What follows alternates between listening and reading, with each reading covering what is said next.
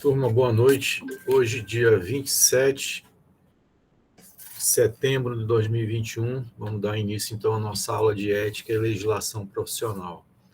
Vocês devem ter visto aí que eu mandei há pouco as diretrizes para a nossa primeira avaliação, né? Eu não vou fazer uma prova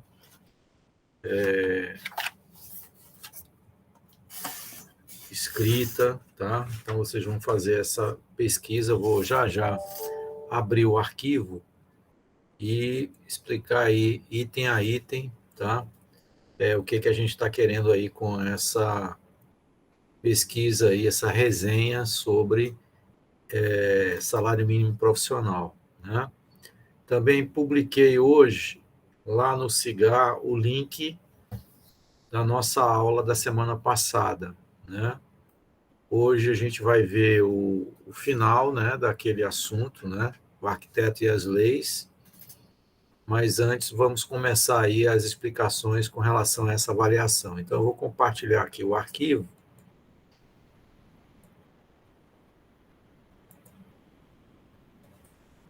que é esse que vocês estão vendo aí na tela, né? Então, vocês vão elaborar uma resenha, né? A diferença de resenha para um resumo, né? É que numa resenha você emite a sua opinião. Então, você pode relatar algum assunto e você pode emitir alguma, né, opinião com relação a esse assunto, tá? Então, o assunto ou tema seria salário mínimo profissional do arquiteto, tá? E eu queria que vocês incluíssem esses 7 itens. Não necessariamente isso precisa estar lá na sua resenha de forma itemizada. Ou seja, introdução, isso pode estar num texto corrido, tá? Então, numa introdução, você vai apresentar o tema, né? Então, resenha, né? Em cumprimento aos requisitos da disciplina ética e legislação profissional, tarará. O que é e para que serve o salário mínimo profissional, né? Qual é o fundamento legal, ou seja, qual é a lei ou as leis que amparam, né, o pagamento do salário mínimo profissional? É uma resolução, é uma lei ordinária, é uma lei complementar? Então, vocês vão buscar, né, essas leis ou lei, tá, que fundamenta aí o pagamento, a necessidade do pagamento do salário mínimo profissional, né? Dentro da lei, vocês vão ver lá que, de acordo com a jornada de trabalho, você faz jus a uma quantidade X de salários mínimos, né, por mês, tá? Quem são os órgãos competentes para fiscalizar o cumprimento do salário mínimo profissional? É o Ministério do Trabalho, é o CAL, é o Tribunal, né? É o TRT. Então, vocês vão, né, colocar aí quais são esses órgãos, né, que têm competência para fiscalizar, né, o cumprimento do salário mínimo profissional. Quais são as medidas legais cabíveis para quem descumprir o pagamento do salário mínimo profissional? Nós estamos aqui imaginando vocês como empregados, mas daqui a pouco vocês vão estar com um escritório, né, de arquitetura, podendo até contratar outros profissionais, tá? Então, isso é importante, né, porque com legislação trabalhista a gente não deve brincar, porque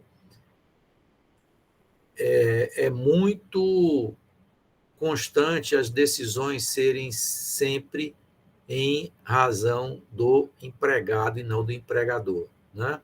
E, por último, uma conclusão, tá? Bom, como qualquer trabalho que vocês façam, né, no curso de arquitetura ou qualquer outro curso de graduação, né, esse trabalho acadêmico, né, ele deve atender às principais NBRs, né, específicas, né, quanto à estrutura do trabalho, né, possuir um sumário, né, as citações, né, você não vai pegar, entrar num site, num artigo chupar aquilo ali tudinho e colocar como se aquilo ali fosse tudo, né, texto produzido próprio por você. Se você retirou, né, de algum autor, você vai colocar lá, né, a citação, tá? Até 3 linhas dentro do próprio corpo, né, do texto. Passou de 3 linhas, aí você, né, diminui o tamanho da fonte, né, alinhamento à direita. Vocês já devem ter visto isso aí em outras disciplinas, né? E acredito que tem alguém aí que já esteja fazendo aí as disciplinas de final de curso, onde isso aí é mais exigível, né? Espaçamento entre linhas, referências, né, ao final do trabalho, tá? E eu estou dando aí aproximadamente 15 dias, né? É tempo mais do que suficiente para vocês fazerem isso, tá? Esse dia 13/10, ele cai numa quarta-feira. Mas, professor, a nossa aula é na segunda, né? Então, a aula de segunda seria no dia 11, né? Dia 12, eu acho que tem um feriado. Esse feriado do dia 12 foi antecipado, foi, pessoal? Eu estou meio perdido com relação ao feriado que foi antecipado ou não, né? Não sei nem se vai ter aula no dia 12, mas fica aí um tempinho a mais, né? Deixa eu ver aqui a resposta, porque eu estou em outra tela, não consigo ver aí o que colocar. É feriado nacional, pronto. Então, esse aí não foi antecipado, né?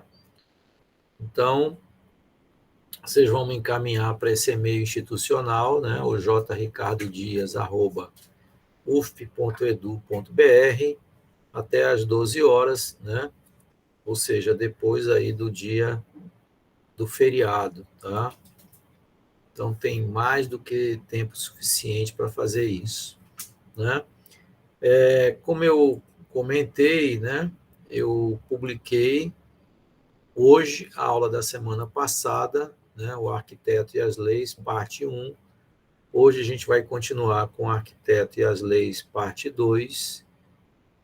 Deixa eu abrir aqui o slide.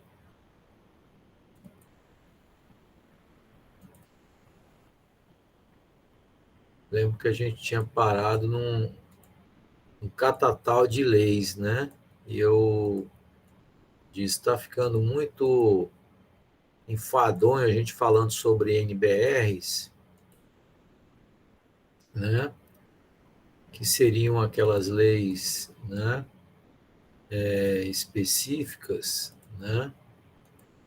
Espera aí que eu estou colocando lá na página. Na verdade, no slide, né?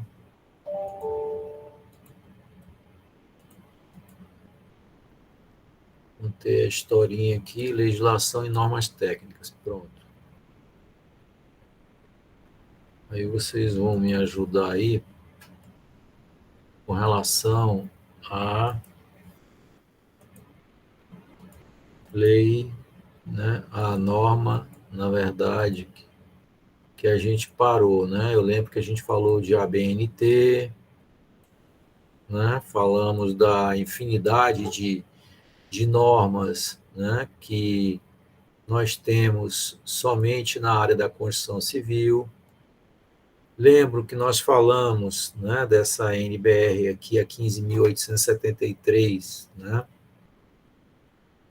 que foi dentre as diversas normas possíveis aí dentro da construção civil. Eu falei sobre essa, sobre coordenação modular, falei dessa 15.575, né, que é... Espera aí que tem uma pessoa aqui entrando. Eu não estou nem vendo aqui quem é que está pedindo para entrar aqui. Deixa eu ver se aparece aqui.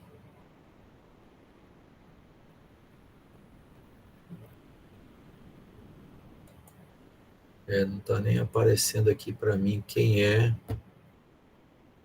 que está pedindo para entrar aí.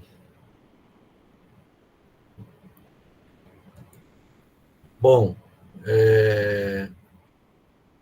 depois dessa 15.575, né, que é a norma de desempenho, eu acho que a 9050 eu não cheguei a comentar, né?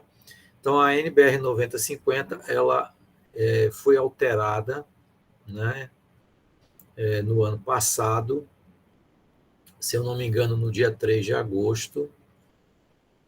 Se vocês não tiverem essa norma, né, atualizada, eu posso disponibilizar lá no grupo, mas eu acredito que os outros professores já tenham aí disponibilizado para vocês, né?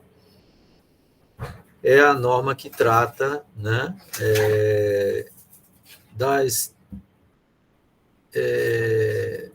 da acessibilidade de pessoas portadoras de deficiências, né, edificações, espaço mobiliário e equipamentos urbanos, tá? Ela tem aí como objetivo, sobretudo, né, garantir, de acordo com as necessidades de garantias do direito do livre acesso a toda a população, né? Então, todo mundo aqui já manuseou a NBR 9050, sabe que ela, né, é uma norma que trata desde a parte de vãos, a parte de inclinação de rampas, né, angulação em auditórios, enfim, é uma norma bastante completa, né?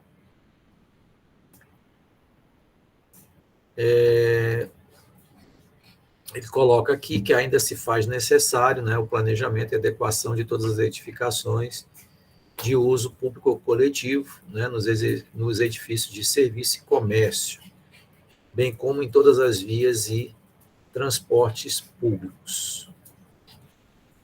Só um momentinho aqui, pessoal, deixa eu só...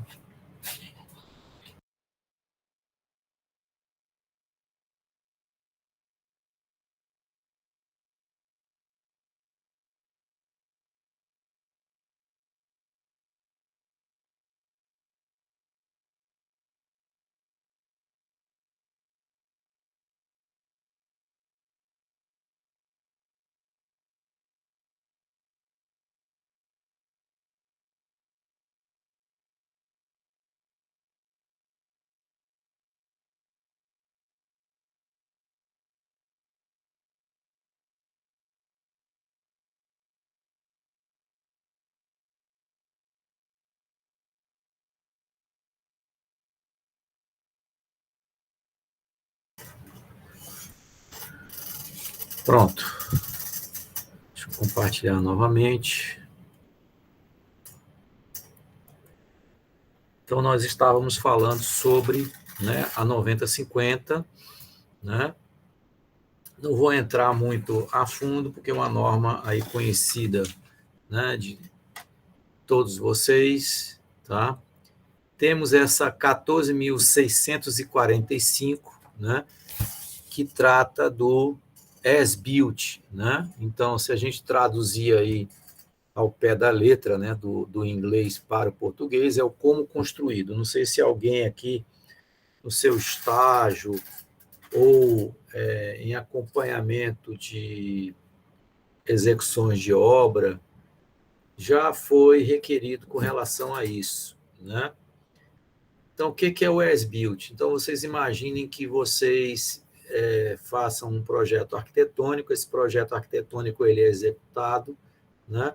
E durante a execução foram realizadas algumas alterações no projeto. Você não vai, né? Isso sendo de pequena monta, ou seja, sendo alterações pequenas, você não vai dar entrada de novo no projeto na prefeitura para alterar, né? Então, são alterações pouco significativas, né? Então, o que é comum? Você pega o projeto arquitetônico, você faz a alteração e você entrega a planta do as-built, ou seja, do como construído. Eu já fiz muito isso, né, em projetos de banco, tá? Principalmente projetos de reforma. Algumas vezes, né, você faz um projeto de reforma e alguns elementos você estima, né? Por quê? Porque às vezes tem um forro que teria que ser demolido e tudo para você encontrar alguma altura, ou então, na execução das instalações, né, a superposição de sistemas, e aí você não consegue ficar, às vezes, com aquele pé direito previsto e fica um pouco mais baixo. Então, são esse tipo de situações, né, que a gente chama de as-built. Então, isso aqui é uma norma que vai estabelecer os parâmetros para você elaborar o as-built para edificações, né? Então, ele tem aí algumas partes, né, onde a parte 1 trata de levantamento plano e altimétrico e cadastral de imóvel urbanizado com área até 25 mil metros quadrados, né, com objetivo de estudos, projetos e edificações, né? E, como está colocado aí, ela tem, né, 3 partes, né? Não vamos falar das demais, então apresentamos aí a parte 1 para vocês terem uma noção. Hoje, como eu disse, no Google você encontra qualquer norma, praticamente qualquer norma, basta colocar lá NBR 14645, dígito 1, né? Em PDF, você vai achar, né? Temos essa outra aí, olha, 14.100, né? Que trata de símbolos gráficos para projeto, né? De incêndio, tá? Ah, professor, o projeto de incêndio quem vai fazer é o engenheiro civil, mas o arquiteto ele tem competência técnica para fazer, né, algumas partes do projeto de incêndio, né, rotas de fuga, indicação de extintores, né, tem algumas partes que a gente pode, né, compor lá no projeto contra incêndio, tá? Então essa norma 14.100 ela vai exatamente tratar da simbologia, né, desses elementos que a gente usa no projeto, né, contra incêndio, tá? E isso é aplicável, né, em arquitetura, engenharia, construção e áreas aí correlatas, né, onde a gente vai encontrar aí detalhes, né, sobre os equipamentos de proteção contra incêndio, né? Nós temos diversos tipos de extintores. Cada tipo de extintor ele tem uma simbologia diferente: pó químico, água, espuma, hidrante, né, sprinkler. Tem um monte de coisa aí que a gente precisa, né, fazer legenda, e às vezes você tem que fazer o lançamento, né, em planta, tá? Temos essa outra NBR aqui, a 13.532, né, de 95, que trata da elaboração de projetos de edificações, né? Depois eu não entrei também em pormenor, então só citei, depois vocês procurem no Google, né, para encontrarem aí o escopo, né? Eu acho que eu já comentei com vocês que algumas normas elas são redundantes com relação à questão de conteúdo, né? Por exemplo, a NBR 6492, que deve ter sido uma norma que vocês manusearam aí bastante lá na época do desenho de arquitetura, nessas disciplinas mais introdutórias, né? Que seria a norma que trata de representação de projeto em arquitetura. Ela incorpora, por exemplo, uma outra norma que tem com relação a tamanho de prancha, com relação a texto, né? Dentro do conteúdo da 6492, ela tem o conteúdo de outras normas de representação, tá? Então, é possível a gente encontrar o conteúdo de uma determinada norma. O que elas não podem ser contraditórias, ou seja, uma norma dizer uma coisa e outra norma outra. Então, elas estão em sincronia, tá? Temos a 13.531, né, que trata de elaboração de projetos de edificações, mas ligadas às atividades técnicas, né? Então, essa daqui vai fixar as atividades técnicas de projetos de arquitetura e de engenharia exigíveis num projeto, né, para a construção de edificações, né? Temos a 6492, né, NB 43, essa aqui todo mundo conhece, né? É aquela norma mais geral. Eu não lembro aí, vocês já me disseram, professor de representação de desenho de arquitetura de vocês, foi Ana Rosa, foi? Foi, pessoal? Ou Foi foi, a Nádia. foi a Nádia, né? Ela deve ter, né, utilizado essa 6492, né, que é uma norma bem, né, conhecida aí dos estudantes de arquitetura ou dos estudantes de engenharia civil, né, quando nessas disciplinas também introdutórias de desenho de arquitetura, né? Temos a NBR 9077, né? Essa norma é a que trata de escadas e saídas de emergência, né? Então, aqui eu ainda colocaria, né, escadas e saídas de emergência. Essa norma ela está sofrendo uma atualização, né? Se vocês entrarem no site da BNT, né, pesquisarem NBR 9077, vocês vão ver lá o termozinho em atualização, né? E essa norma, depois daquele incidente lá da Boate Kiss, né, ela passou a ser super exigida, tá? Então, é uma norma onde vocês vão encontrar, por exemplo, a necessidade ou não, né, de uma escada de incêndio, tá? Então, ela tem algumas tabelas. Quem já pagou a disciplina de projeto 4, né, e projeto 5, acredito que já tenha manuseado a NBR 9077, né? Então, ela trata da exigência ou não, né, de escada de incêndio. As escadas de incêndio elas podem ser escadas protegidas, né?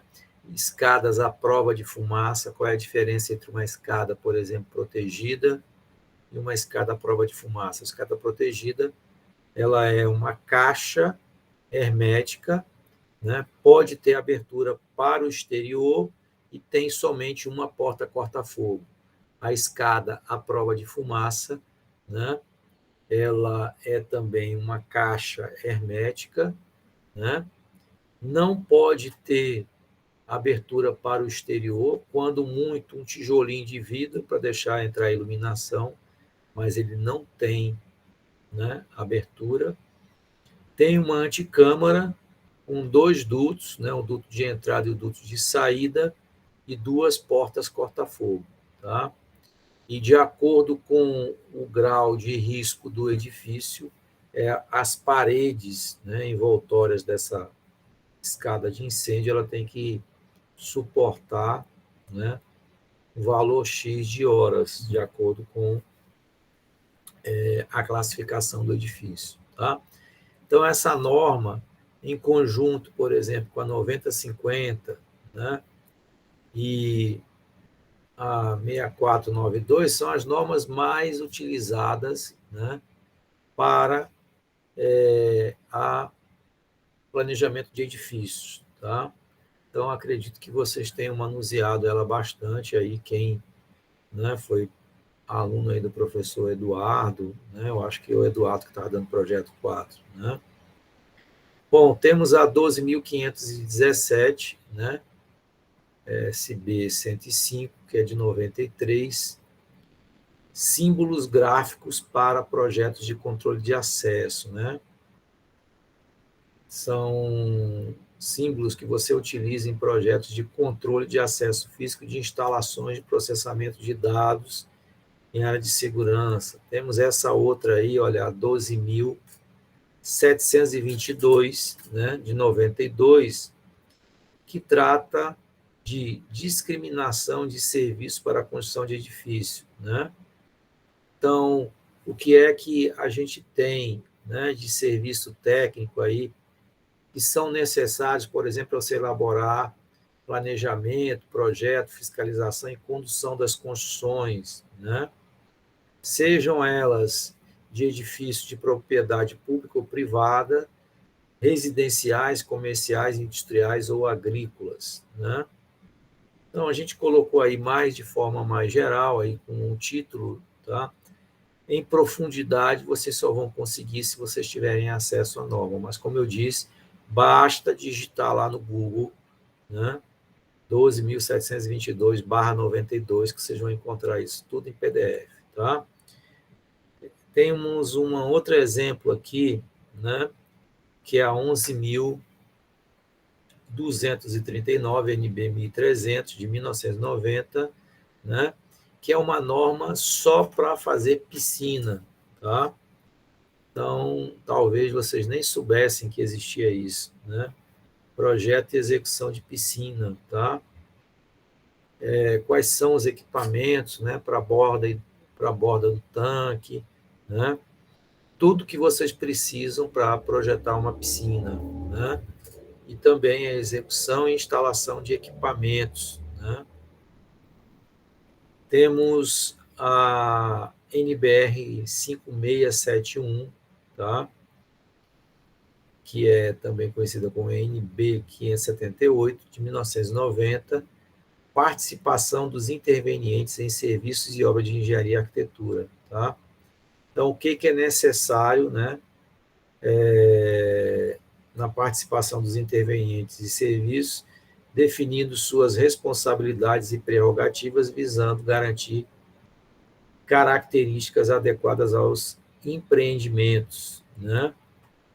Temos essa outra aqui, né, que é uma específica para projeto de salas de projeção de cinema, tá?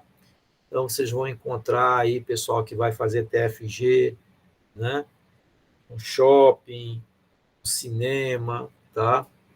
Essa norma aí, ela vai te dar todos os parâmetros, né?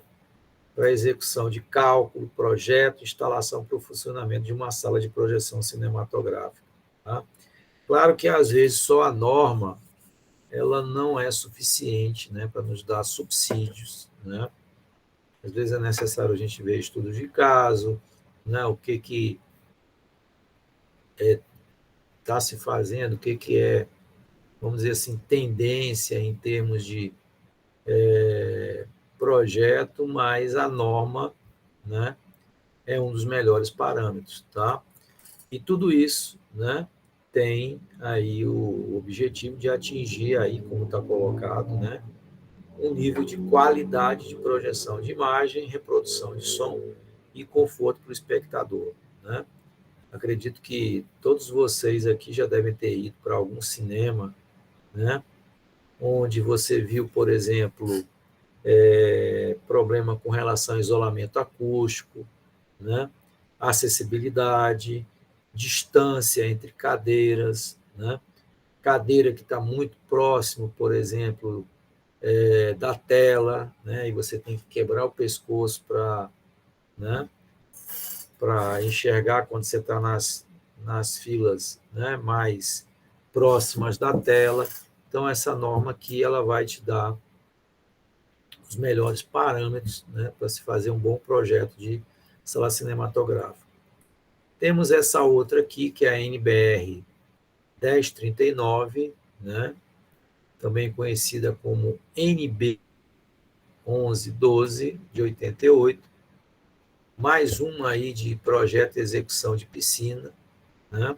Só que essa daqui vai tratar do sistema de recirculação e tratamento, né? A dimensão, né, daquele local lá onde vai ter filtro, né? O que o filtro precisa apresentar em termos de filtragem, né? Então, vocês vão encontrar aí tudo que vocês precisam, tá? Na NBR 10339. Temos essa outra aqui, que é, né, a NBR 5675, né, NB 597, também de 80, que é uma norma que trata de recebimento de serviços e obras de engenharia e arquitetura, tá? Então, essa daqui, por exemplo, ela especifica as dimensões essenciais de acoplamento e os requisitos operacionais de conectores hidráulicos, né, para transmitir potência hidráulica dos tratores agrícolas às máquinas e implementos. Essa aqui eu acho que ela está até um pouco perdida, né, em relação à questão da construção civil, mas aqui é com relação a serviço e obra, né. Bom, vamos ver aqui uma última parte, né. Há uma lei, né, que é bastante importante para a gente, né, que é uma outra norma, né, específica, que é a Lei 12.378. O que é que essa lei tem de tão importante? Essa lei aqui, pessoal, foi a lei que criou, né, o nosso Conselho de Arquitetura e Urbanismo, né? Ela foi aprovada em dezembro de 2010 e entrou em janeiro, né? Não sei se vocês lembram aí, na aula passada eu contei aí uma historinha, né, de como esse processo tramitou, né? E a lei ela foi sancionada em dezembro de 2010, né, e entrou em vigor no início de 2011, né? Então nós temos aí 11 anos praticamente de conselho, né? E além da criação do Conselho de Arquitetura e Urbanismo, ela fixou também, lá no seu artigo 2º, né, as atividades e atribuições do arquiteto e urbanista, tá? E eu vou falar sobre isso agora, tá? Então, as atividades e atribuições do arquiteto e urbanista, ou seja, tudo aquilo que vocês podem desempenhar, né? A maioria sabe que a gente pode fazer projeto, mas não é só projeto, né? Nós podemos atuar, por exemplo, como supervisores, né? Coordenadores, gestão e orientação técnica, né? Nós podemos trabalhar com coleta de dados, estudo, planejamento, projeto, né? Que é a atribuição que a maioria conhece, né? Podemos ser especificadores, né? Então, você trabalhar, por exemplo, numa determinada empresa, né? E a empresa trabalhar, por exemplo, com projetos padrão, mas você pode ser um especificador, né, de materiais. Professor, dá um exemplo. Vamos supor que a empresa, a construtora que vocês trabalhe com casas populares, né? E de condomínio, de empreendimento para empreendimento, né? Se faz algum tipo de alteração, ou seja, o projeto padrão é aquela casinha ali popular, né? Amarrada em área, em planta, né? Mas você pode, né, fazer aí somente a especificação ou, né, o projeto e a especificação juntos. Estudo de viabilidade técnica e ambiental, né? O que é um estudo de viabilidade técnica? De repente, eu sou um investidor, né? E eu quero investir, por exemplo, no mercado imobiliário, né? E eu chego aqui em Teresina, entro em contato lá com o seu escritório e eu peço para você fazer um estudo de viabilidade técnica para uma determinada área, para ver o que eu posso fazer ali naquela área, né? Claro que essa decisão, né, ela passa por outros meios, né? Não é um aspecto só de legislação, não é um aspecto, vamos dizer assim, só de cabe ou não cabe, né? Tem a questão de mercado, né? Tem a questão se este mercado vai absorver ou não o produto que eu estou com a pretensão de lançar, né? Vou dar um exemplo.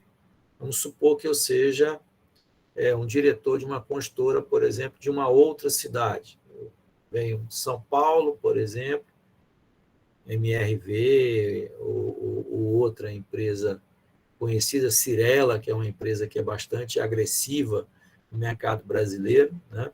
Aí eu quero investir em Teresina, né? Aí o cara vem com um produto que é super aceitável em São Paulo, mas de repente, pelo perfil do nosso mercado aqui, não seria um produto, né, tão bem aceito. Então, essas decisões, né, em você bater o martelo com relação ao programa daquele projeto, ele passa também por estudos de mercado, não é só questão de legislação ou um estudo preliminar com relação a um possível projeto arquitetônico, né? Então, um apartamento com 60 metros quadrados, sendo 2 suítes, X vagas, né? Então, tudo isso, tá? Faz parte da viabilidade técnica, mas às vezes essa viabilidade técnica ela precisa estar também amparada por um estudo de mercado. E aqui ainda se colocou, né, a faceta ambiental, tá? Porque às vezes é necessário, né, fazer o estudo também com relação à viabilidade, ver se, né, aquela área ela suporta ou não assistência técnica, assessoria e consultoria, né? Eu tenho alguns alunos meus que eles trabalham muito nessa área aqui, o pessoal da ambientação, né? Tem uns que não chegam nem a fazer o projeto, tá? Cobra lá um valor X por hora, aí os clientes contratam eles, né? Então, às vezes, são imóveis, né, de pequena área que não se chega a fazer um projeto. Então, o cara quer que esse profissional ele vá até a loja ajudar a escolher móveis, sugerir, né, objetos de decoração, etc. Tá? Podemos trabalhar também como diretores, né, de obras e de serviço técnico, tá? Vistoria, perícia, avaliação, monitoramento, laudo, parecer técnico, auditoria e arbitragem, né? Você pode ser contratado de forma avulsa, né? De repente você fez aí uma especialização em segurança do trabalho, que é muito comum, alguns arquitetos fazerem esse curso, faz um curso de avaliações e perícias, né? Ou um curso de perito, né? Às vezes eles precisam de um laudo do profissional, um laudo de acessibilidade, né? Ele é autuado por determinado órgão, né? Ele pode lhe contratar para você fazer um laudo de acessibilidade. Então, você vai estudar aquele projeto existente e vai indicar as possíveis barreiras arquitetônicas, né? E a solução para resolver, né, essas barreiras arquitetônicas. Tá? Auditoria, né, seria como se fosse uma espécie de fiscal, né, de auditor mesmo, né, de um determinado processo, né, pode ser um concurso, pode ser um litígio, né, que esteja ocorrendo entre duas partes, né, e você entra, então, com uma terceira pessoa, né, para resolver esse impasse, acompanhado de um parecer ou de um laudo. Né? E a arbitragem é uma coisa que é muito comum, né, no exterior. Tá? Então, a arbitragem é um juiz que não tem, vamos dizer assim, aquela capa do judiciário, mas ele está ali para decidir. Então, as partes contratam essa arbitragem para decidir extrajudicialmente uma determinada questão técnica. Tá? E aí é que entra o nosso trabalho. Tá? Então, exemplo, né? Vamos supor que um determinado condomínio, né, queira fazer lá uma determinada benfeitoria e parte dos condôminos, né, acha que dá certo, outra parte acha que não dá certo, então é possível contratar, né, um determinado profissional para resolver o impasse, ou então até duas partes distintas, né, e aí se contrata o árbitro, né, para resolver isso do ponto de vista técnico, não seria do ponto de vista legal, né? Desempenho de carga e função técnica, né? Então, eu posso ser professor, eu posso ser responsável técnico da especialidade arquitetura, por exemplo, na construtora MRV em Teresina, né? Eu posso ser arquiteto da Secretaria Municipal de Saúde na especialidade arquitetura, então é uma outra atribuição que a gente pode desempenhar, né? Treinamento, ensino, né, que é o que eu estou fazendo agora aqui, né? Pesquisa e extensão universitária, desenvolvimento, análise, experimentação, ensaio, padronização, mensuração e controle de qualidade, dentre outros, né? E elaboração de orçamento, tá? Elaboração de orçamento não é muito comum, mas eu conheço arquitetos que gostam de fazer isso. Eu odeio, inclusive, sempre que possível, se eu puder tirar do meu escopo, né, de serviços a serem oferecidos, mas às vezes a gente participa de alguma licitação, né, onde o próprio edital ele pede que se apresente, né, esse orçamento. Produção e divulgação técnica especializada, né? Você pode criar publicações, livros, né? Tem arquitetos que têm um acervo bibliográfico enorme, né? E vivem só em função, né, de direitos autorais aí de livros que são publicados, né? E feito novas edições, às vezes tem até um corpo técnico que cuida dessas atualizações, tá? É possível. E também obras, né? Execução de obras, fiscalização e condução de obra, tá? Instalação e serviço técnico. Alguns órgãos institucionais, né, quando eles fazem os seus editais para contratação de projeto, às vezes eles, no próprio escopo do contrato licitado, né, eles incluem a fiscalização do projeto, tá? Então, você faz o projeto e já está previsto que você vai acompanhar, né, a fiscalização do projeto. É diferente de você executar ou você tocar a obra, né, tá? É uma fiscalização que você faz para verificar se aquela obra ela está de acordo com aquilo que foi projetado. É diferente do cara que vai fazer a gestão, a administração. Ele vai comprar material, ele vai, como é que se diz, contratar mão de obra, né? Bem diferente, tá? Do cara que vai somente fiscalizar. Então, a fiscalização, inclusive, ela é combinada em comum acordo com o cliente, né? O executor da obra, tá? Em data, né? E local, claro que é a obra, é data e dia, né? Em comum acordo aí com todas as partes, tá? Então, não há aquele compromisso, mas se quiserem, né? Se assim acordarem, pode ser feito, né?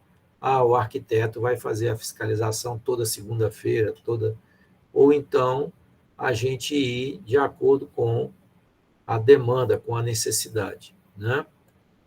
Bom, com relação, né, a essas atividades que a gente viu aí da 12.378, que inclusive vocês podem baixar essa lei na íntegra no próprio site do CAL, né? Porque, como eu disse, essa daí é a lei né, mais importante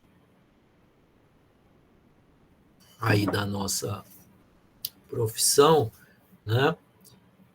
Isso aí se aplica não somente à arquitetura e urbanismo, mas também à arquitetura de interiores, à arquitetura paisagística, né?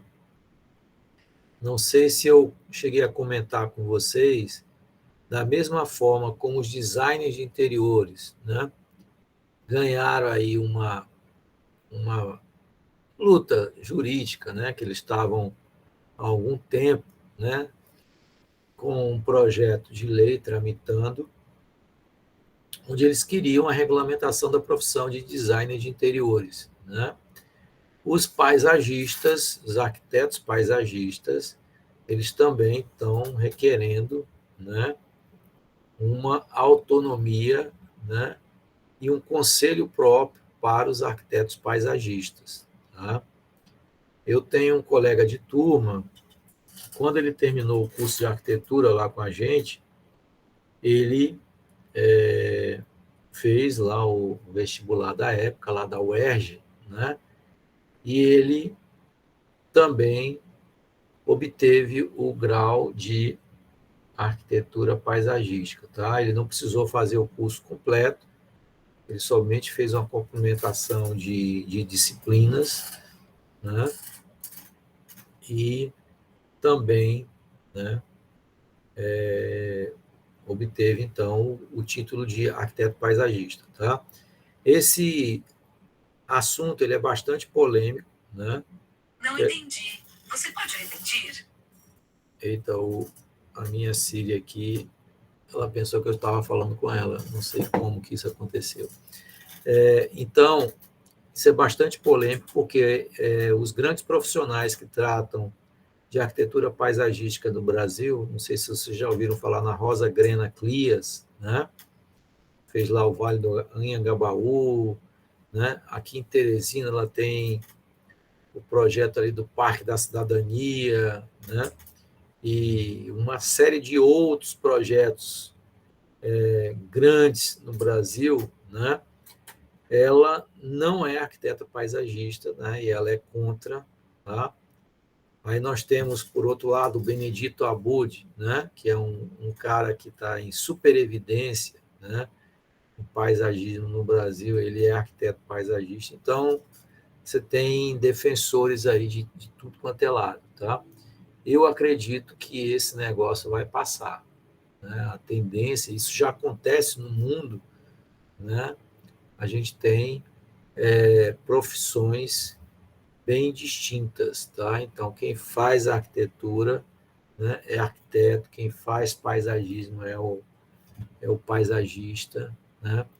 O designer de interior ele tem a profissão dele com as suas atribuições bem claras, e aqui no Brasil a gente tem algum sombreamento. O que a gente chama de sombreamento em termos de atribuições?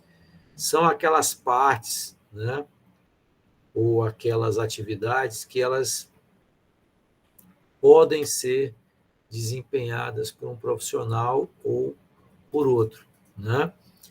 Tudo aquilo que a gente viu, né? Todas essas atividades, supervisão, coordenação, estudo de viabilidade, essas atribuições elas são aplicáveis não somente à arquitetura e urbanismo, mas a tudo isso que está colocado aqui, arquitetura de interiores, arquitetura paisagística, patrimônio histórico, cultural e artístico, né? Inclusive, existem algumas faculdades que oferecem essa especialidade aqui como uma espécie de módulo à parte. Né? Eu lembro que lá na Universidade Federal de Pernambuco, onde eu fiz o meu mestrado, né, e quase terminei meu doutorado, né, tinha o SESI, que era o Centro Integrado de Conservação e Patrimônio, alguma coisa assim, essa siglazinha aí eu não lembro. Né? Então, a pessoa que fazia mestrado, ela poderia optar por uma das sub-áreas, né, do mestrado, e ele saía com o título de mestre e também quando ele cumpria lá uma determinada carga horária, ele saía também como especialista em patrimônio histórico e ambiental, né? Me parece que Salvador também é a mesma coisa. A Universidade Federal da Bahia parece que é do mesmo jeito, se eu não estou enganado, né? Também topografia, né? Tecnologia e resistência dos materiais, sistemas construtivos e estruturais, conforto ambiental e meio ambiente, ou seja, qualquer uma dessas áreas aí, né? Você pode ser supervisor, você pode ser, né, autor de livro, você pode ser professor e por aí vai, né? Todas essas atribuições que nós vimos aí na 12.378. Bom, e aí com esse slide, né, a gente finaliza o arquiteto e as leis, mas não a nossa aula, né? Eu vou puxar aqui mais uma.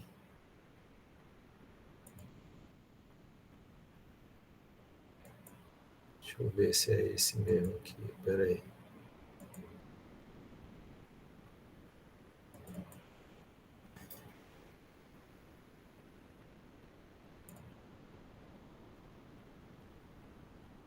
É esse mesmo. Bom, esse aqui, né, que eu vou falar é curtinho, né?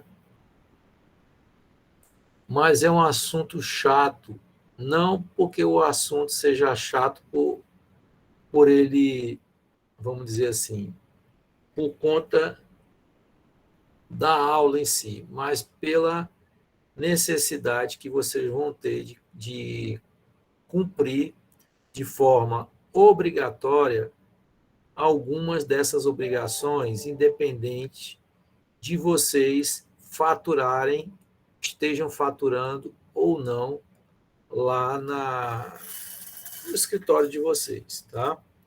Então a gente vai tratar agora de obrigações financeiras, né? O que são essas obrigações financeiras? São aquelas despesas, né? Algumas que você não tem como questionar, tá? Então, se você está exercendo a profissão, né, você tem que honrar, tá? A primeira dela é essa daí, ó, anuidade paga ao CAL, né? Por conta da pandemia, né, o CAL andou dando uma afrouxada com relação à exigência dessa anuidade, tá? Ano passado, e eu acho que esse ano também, em função da pandemia, os prazos ficaram mais elásticos, né? Do ano passado para esse ano, né? Eles tentaram incluir aí um reajuste, o pessoal chiou, eles voltaram atrás, né? E mantiveram os mesmos valores de 2020, com um parcelamento muito maior, tá? E o não pagamento, né, da anuidade, ela sujeita o profissional a algumas restrições, né, na sua atividade, né? Você não registra RRT, você não obtém, por exemplo, certidões negativas, né, que são exigíveis quando você vai participar de uma licitação, você vai prestar um concurso, por exemplo, na área, né? Uma das exigências é a certidão negativa de débito junto ao conselho, né? Então, ela é obrigatória e o arquiteto e urbanista, ele pode ter o seu registro cancelado se não pagar a anuidade por 2 anos consecutivos, né? E a anuidade do CAL, né, ele mantém uma parcela do orçamento. Eu não sei dizer para vocês, pessoal, se o nosso CAL, acredito que não, tá, em termos de receita, se ele se sustenta só com essas anuidades e com os valores arrecadados com os RRTs. Eu acho que não, eu acho que vem verba, né, de fora aí do CalBR, tá? Bom, contribuição sindical. Esse aí foi um assunto, né? Inclusive nós vamos ter aula específica, tá? Depois tratando dessa matéria, tá? Mas houve uma alteração aí bastante grande, tá? Com relação a isso. Eu poderia dizer assim, em resumo, né? Que antigamente a contribuição sindical ela era obrigatória e hoje ela é facultativa, tá? Então, antes, né, a CLT, o que significa essa sigla CLT? Consolidação das Leis do Trabalho, tá? Ah, isso aqui é o Código do Direito do Trabalho? É, mais ou menos, porque uma consolidação, como eu falei na aula passada, é diferente de um código, né? Uma consolidação é como se eu pegasse um monte de leis que elas podem ser afins ou não ter uma estrutura lógica e são reunidas num volume. Já um código, né, ele tem uma razão lógica, né? A organização da lei dentro do documento, né, ela tem uma parte introdutória, né, ela tem livros, capítulos, ela tem toda uma estruturação, tá?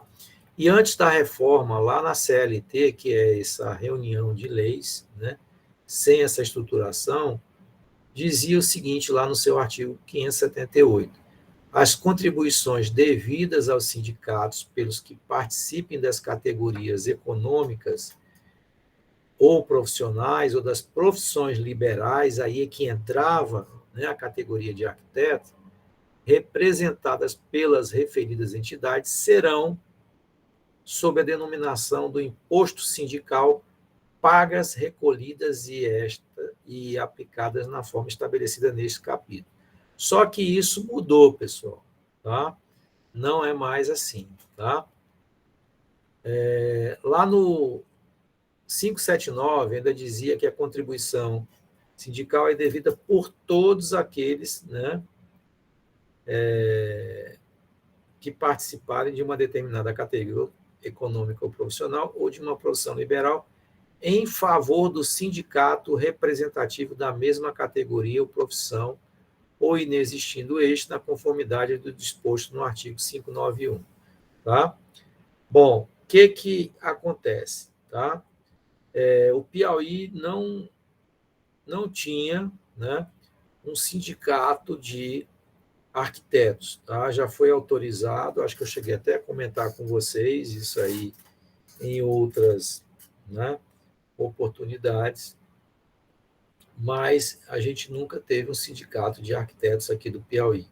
Então, pelo que está colocado aí no texto, o que acontece? No texto do artigo 579, a gente recolhia para um sindicato de outro estado, podia ser para o sindicato do Ceará, o sindicato de arquitetos do Rio de Janeiro, né, de São Paulo. Como eu sou do Rio, né, fiz meu curso lá, né, então, até quando era obrigatório, eu recolhia para o SARG, né, Sindicato de Arquitetos do Rio de Janeiro. Mas eu poderia também recolher para um sindicato assemelhado, né? Inclusive, eu poderia até recolher em favor do SENG, né? Porque aqui aqui tem ainda o Sindicato dos Engenheiros do Piauí, tá? Então, eu poderia, mas eu preferia recolher, né, lá para o meu sindicato lá do meu estado, tá? E dizia também, né, lá no 582, os empregadores são obrigados a descontar da folha de pagamento de seus empregados relativa ao mês de março de cada ano a contribuição sindical por este devido aos respectivos sindicatos, tá? Com a reforma trabalhista, né, nós tivemos a reforma trabalhista em 2000 e estou em dúvida agora se foi 2017 ou 2019, tá? Mas é bem recente, tá? Essa reforma trabalhista, ela deu uma lapada nos sindicatos, tá? Com a reforma trabalhista, o artigo, né, ficou com o seguinte texto: as contribuições devidas aos sindicatos pelos participantes das categorias econômicas ou profissionais ou das profissões liberais representadas pelas referidas entidades serão, sob a denominação de contribuição sindical, pagas, recolhidas e aplicadas na forma estabelecida nesse capítulo, desde que prévia e expressamente autorizadas. Ou seja, antigamente, todo mundo tinha, em março, um desconto, né? Se eu sou empregado, né, de uma determinada consultora, independente de eu querer ou não, em março, o meu empregador ele ia lá e tirava o dinheiro. Agora, né, só é descontado se eu autorizar esse desconto. Tá?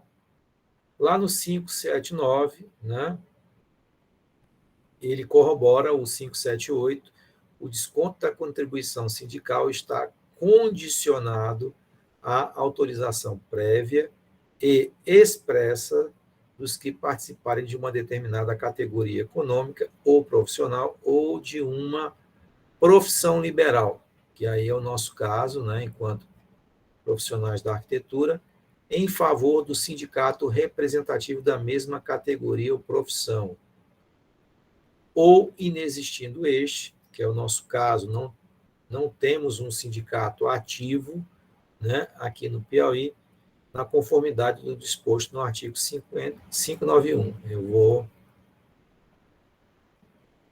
Eu acho que eu botei aqui, não botei não, né?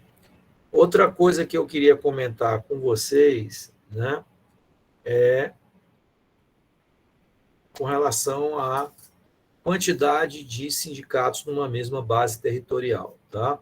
Eu não posso ter dois sindicatos de uma mesma categoria na mesma base territorial, ou seja, eu não posso ter dois sindicatos de arquitetos no estado do Piauí, eu não posso ter dois sindicatos de arquitetos no estado do Ceará ou em São Paulo e assim sucessivamente, tá?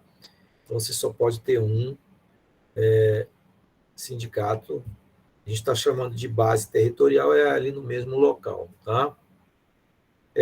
Aqui também, né, é praticamente o texto anterior, os empregadores são obrigados a descontar da folha de pagamento de seus empregados relativo ao mês de março de cada ano a contribuição dos empregados que autorizaram prévia e expressamente o seu recolhimento aos respectivos sindicatos, né?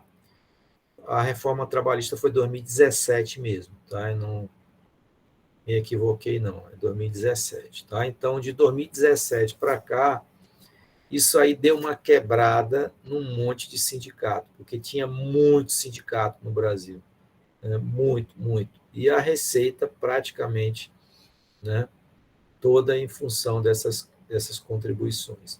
Isso, de certa forma, também enfraqueceu, né, o poder dos sindicatos, né, porque vocês sabem que sem dinheiro, né, é complicado a subsistência, né, e as lutas, né, em favor da categoria profissional que eles representam. Então, agora, eles sobrevivem das contribuições daqueles que autorizarem, né? Deixa eu ver aqui. Nota-se com extrema clareza, né, que a contribuição sindical deixou de ser obrigatória, tanto para as empresas como para os empregados, né? E aquilo que eu acabei de comentar, eles estão corroborando aqui, ó, o que causou uma drástica perda de receita para as entidades sindicais, né?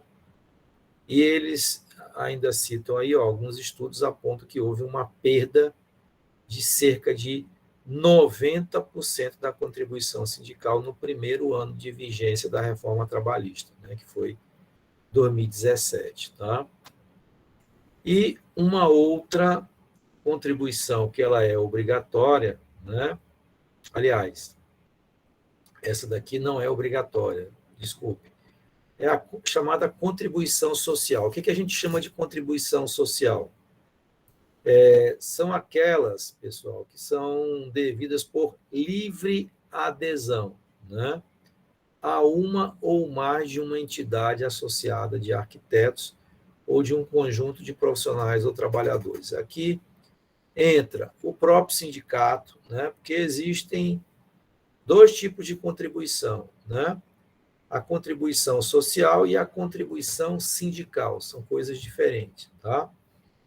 Você pode ser, por exemplo, afiliado, né, do sindicato ou não, né? Por exemplo, na UFP, né, eu sou afiliado da ADUFP, tá? Por que eu sou afiliado da ADUFP? A ADUFP é o nosso sindicato dos professores, né, da Universidade Federal do Piauí. A ADUFP ela tem uma sede social, né? Ela tem lá, né, por acaso, antes de começar a nossa aula, né, eu fui levar lá meus pequenininhos lá para o Boca Júnior, né? Tem piscina, tem volta e meia tem algumas atividades, tá? E a DURP também oferece aos seus, né, afiliados assessoria jurídica, né?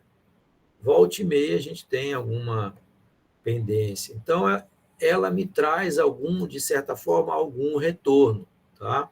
Mas eu não precisava ser, né, afiliado na época que se cobrava a contribuição sindical para contribuir para o sindicato. Agora, como deixou de ser obrigatório, tá? Eu tenho, né, essa filiação com a DUF, pago lá um valor, é um percentual em cima do meu salário, né, todo mês e sai em folha, tá? Além do sindicato, né, eu poderia, né, ser afiliado do IAB. O que é essa sigla IAB, né? Instituto de Arquitetos do Brasil. O IAB, a gente vai comentar sobre ele em aulas futuras. Ele perdeu muito da sua representatividade quando foi criado o nosso CAU, o nosso Conselho de Arquitetura e Urbanismo, tá? Muitas atribuições, né, que eram de competência do IAB, né, apesar dele nunca ter esse papel de órgão fiscalizador, mas ele era um órgão que defendia a profissão, né, oferecimento de cursos, concursos, né, capacitação. Volta e meia ele organizava viagens, inclusive internacionais, onde você conseguia alguns subsídios, tá? Financiamento de equipamento para o desenvolvimento da profissão, né? Uma série de coisas, planos de saúde, tá?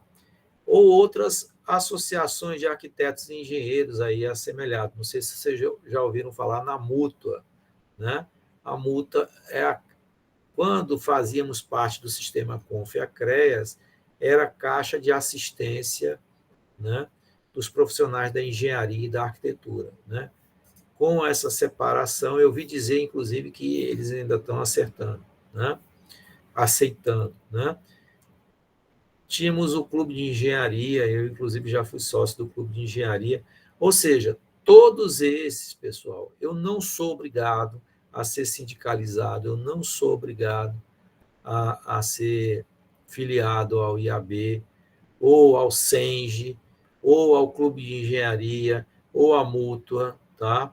Então, quando você se filia a uma dessas entidades, o arquiteto, então, paga uma contribuição, né, mensal, tá? Corroborando com o fortalecimento, né, da categoria da classe trabalhista, tá? Então, você vai pagar ali um valor, tá?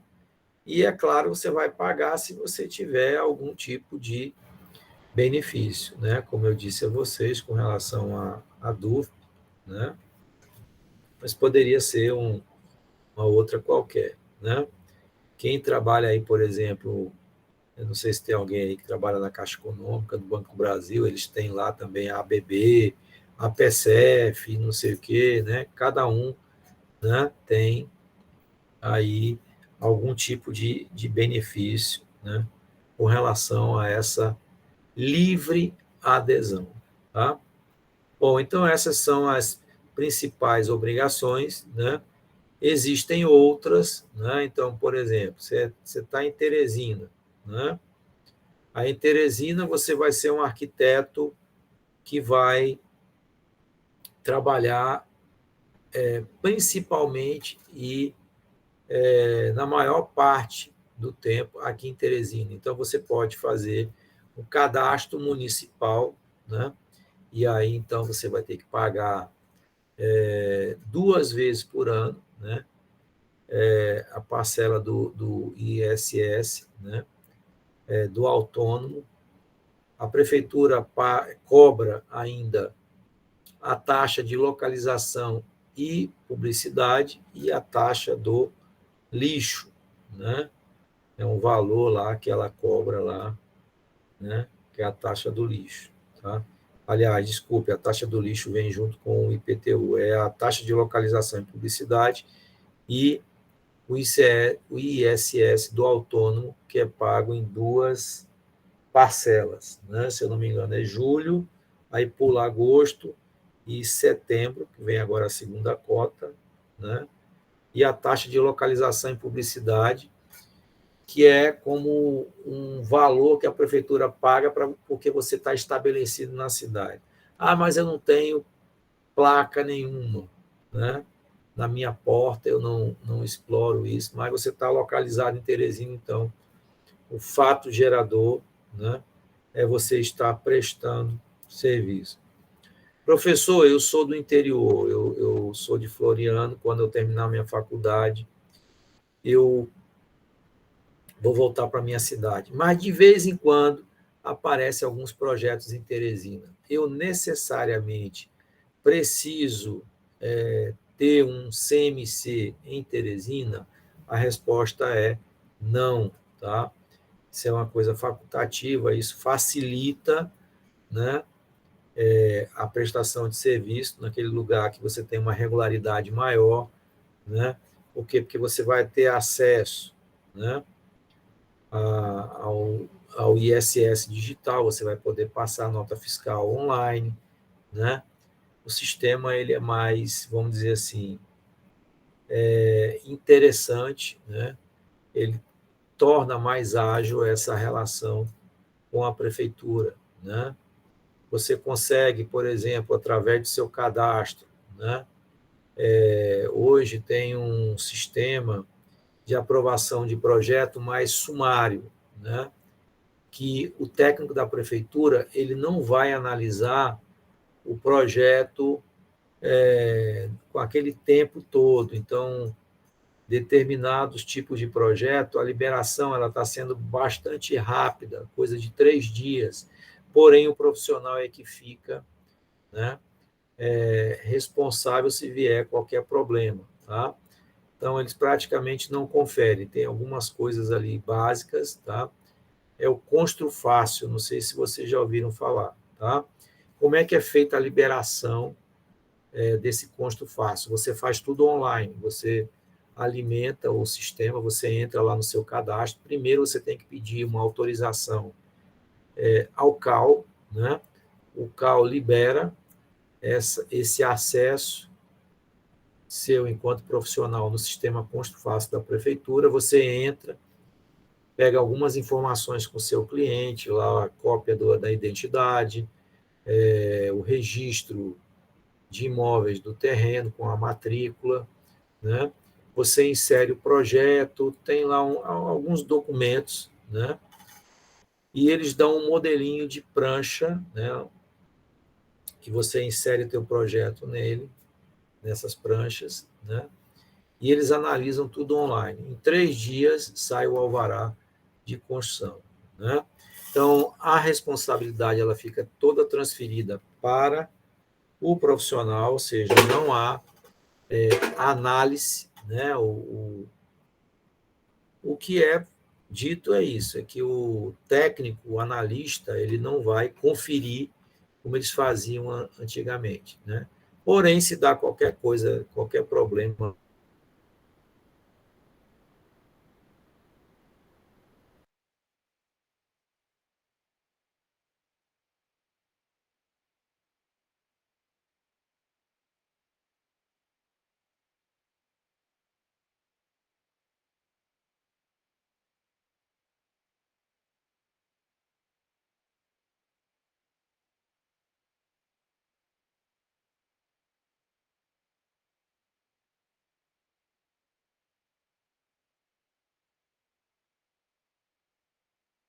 é o nosso último slide, tá?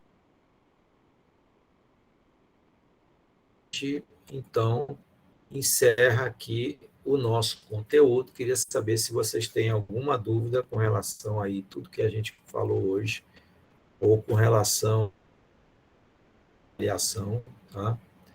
Temos 15 dias aí para fazer, certo?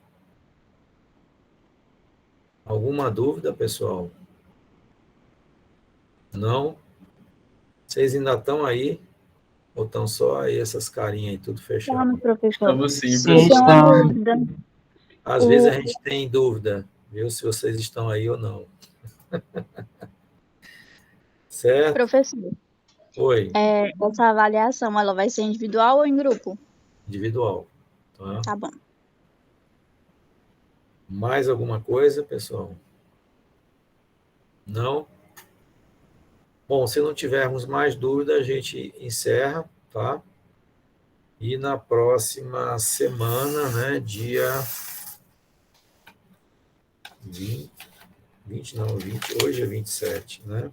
Dia 4, tá? Se tiverem alguma dúvida e quando começarem a fazer o trabalho, tá? A gente destina essa parte finalzinha aí da aula para tirar essas dúvidas.